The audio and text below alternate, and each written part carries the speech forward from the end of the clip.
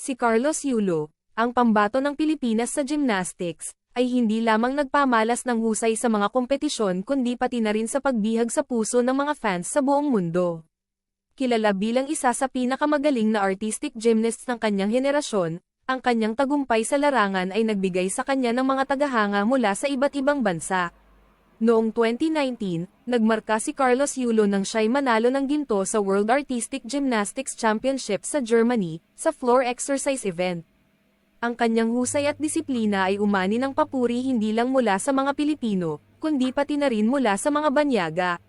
Dahil sa kanyang galing, tinagurian siyang isa sa mga pinakamahusay sa kanyang larangan, at ang mga atleta mula sa iba't ibang bahagi ng mundo ay tinitingala siya bilang inspirasyon. Ang mga Japanese, halimbawa, ay nagpakita ng malaking paghanga kay Carlos Yulo. Dahil sa kanyang pagsasanay sa Japan sa ilalim ni Coach Munehiro Kugimiya, marami sa mga taga-Japan ang naging masugid na taga-subaybay ni Yulo.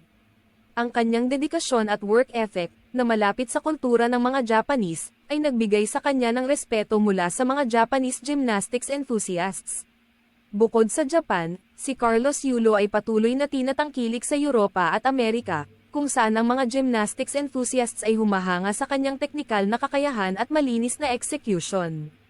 Madalas siyang pinag-uusapan sa social media platforms, at ang kanyang mga routine ay nagiging viral, na mas lalong nagpapalawak ng kanyang mga tagahanga. Sa Paris Olympics 2024, lalo pang pinatunayan ni Carlos Yulo ang kanyang husay at determinasyon nang mag-uwi siya ng 2 gintong medalya. Ang kanyang mga tagumpay sa parallel bars at vault ay umani ng mas malawak pang atensyon at paghanga mula sa international gymnastics community. Ang kanyang malinis at mataas na antas ng performance ay muling nagpakilala sa kanya bilang isa sa mga pinakamahusay sa buong mundo. Si Yulo ay hindi lang itinuturing na isang pambansang bayani sa larangan ng sports, kundi isang global athlete na kinikilala sa buong mundo. Ang kanyang tagumpay ay isang simbolo ng pagsusumikap at inspirasyon para sa mga kabataan hindi lamang sa Pilipinas kundi sa iba't ibang panig ng mundo. Sa bawat kompetisyon na kanyang sinasalihan, patuloy siyang nagiiwan ng marka at nagpapalago ng kanyang mga tagahanga.